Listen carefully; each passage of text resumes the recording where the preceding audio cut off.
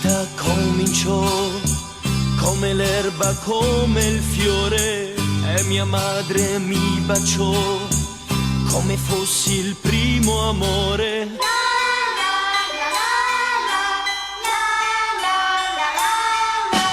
Nasce così la vita mia, come comincia una poesia.